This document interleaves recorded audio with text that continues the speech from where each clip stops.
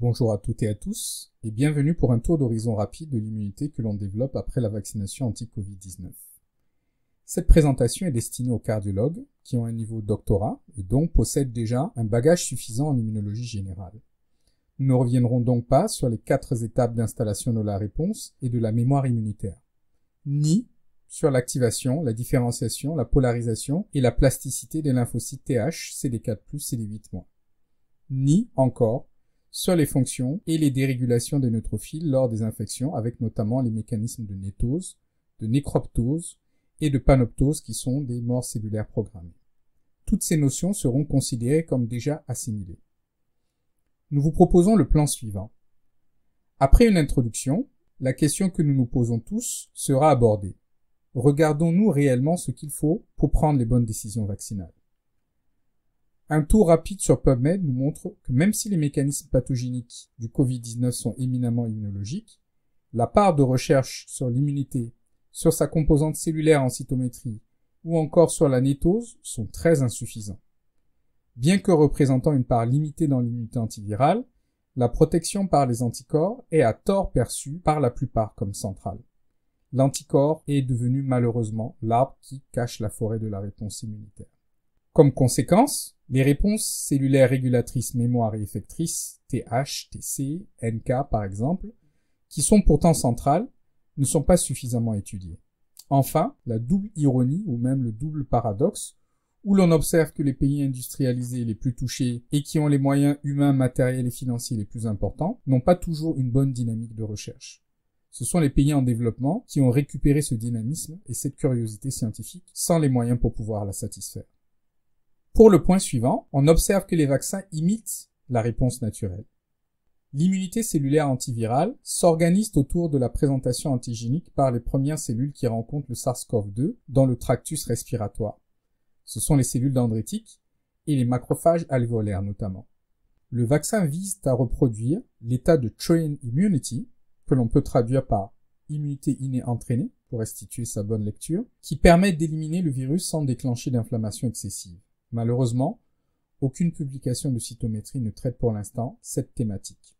Une fois reconnus, les antigènes spike vont induire l'activation, puis la différenciation et la polarisation de la réponse TH. Les publications sont en faveur d'une protection lors d'une polarisation TH1 pour les vaccins à ARN messager et à vecteur viral.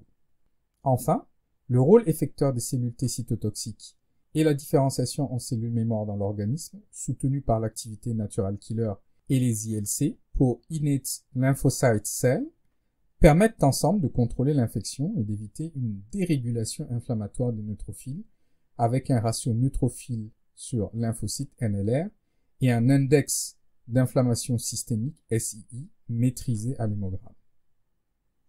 A contrario, comme cela peut être suspecté dans les pays les plus touchés par le Covid pour des raisons inconnues, les cellules présentatrices auraient spontanément tendance à induire de l'inflammation et polariseraient la réponse vers une réponse TH2, TH17 plutôt, qui à son tour entretiendrait une dérégulation inflammatoire des neutrophiles.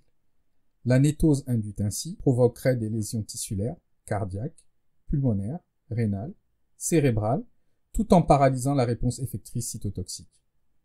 Les NLR et les SII s'envolent et atteignent alors des valeurs pathologiques que l'on observe pour les formes sévères de la maladie. Les travaux de cytométrie de masse post-vaccinale sont les plus indiqués pour explorer la dynamique cellulaire. Toutefois, ils sont trop peu nombreux pour aboutir à un consensus de réflexion pour l'instant.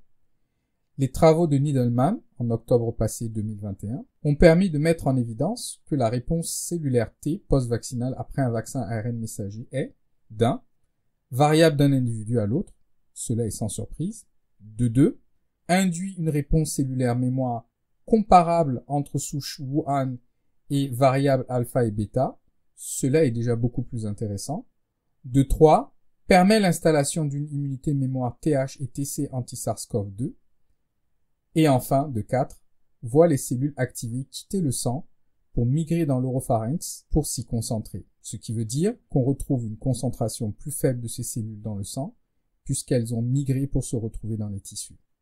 Cela nous réconcilie avec la dernière étape de la réponse immunitaire, où des cellules T mémoire résidentes, les TRM, passent dans les tissus pour assurer la protection et le retour à l'homéostasie par la tolérance immunitaire. Dans l'autre versant, celui des anticorps cette fois, il faut rappeler que les anticorps peuvent aider à contrôler une infection virale par 1. L'immunofocusing antigénique, qui permet de concentrer les antigènes sur les cellules présentatrices de l'antigène et les cellules immunitaires, et de 2. La cytotoxicité cellulaire dépendante des anticorps, ADCC. L'inhibition de l'invasion virale reste pour moi un modèle anecdotique de l'expérimentation in vitro ou ex vivo, étant donné qu'ils ne correspondent pas à la dynamique de la transmission virale que l'on retrouve in vivo. Par contre, l'aggravation de la maladie virale dépendante des anticorps, antibody dependent enhancement, lorsque ces anticorps sont trop peu diversifiés, n'est pas un mirage et est à l'origine de l'évolution sévère que l'on observe pour un second épisode de dengue par exemple, ou des échecs vaccinaux du Dengvaxia de Pasteur et des vaccins à coronavirus que l'on a observés par le passé. Pour boucler la boucle des anticorps neutralisants post-vaccinaux, la vaccination par le BT162b2, c'est tout simplement le Pfizer-BioNTech. L'étude de Morales-Nunes et al. En septembre 2021 montre qu'une dose suffit pour atteindre les valeurs maximales lorsqu'on a déjà eu le Covid versus 2 sinon. On peut le confirmer par cette seconde figure, où les titres sont saturants à la seconde dose versus la première pour une pré-immunité à SARS-CoV-2. En conclusion, une dose suffit lorsqu'on a déjà eu le Covid, et cela quel que soit l'âge. On observe toutefois que les personnes âgées ont plus de mal à monter une réponse anticorps suffisante. Nous pouvons enfin conclure avec la déception que malgré le volume gigantesque d'articles sur le Covid qui sont sortis en 2 ans, les méthodes de pointe disponibles à peu près partout, soit en collaboration, soit au nord, la débauche de fonds de recherche que l'on a mis à la disposition des chercheurs du nord et par ricochet aux unités du sud, l'immunophysiopathologie du Covid-19 n'est pas encore finement cernée et nous perdons chaque jour des informations précieuses qui pourraient nous permettre de mieux prendre en charge non seulement le Covid-19, mais aussi les fièvres hémorragiques et les sepsis sévères qui, étrangement, semblent partager les mêmes dérégulations immunitaires. Plusieurs outils existent et peuvent être exploités pour débroussailler encore le terrain tant que nous pouvons travailler tous ensemble en réseau et non en concurrence. Merci de votre attention et à très bientôt.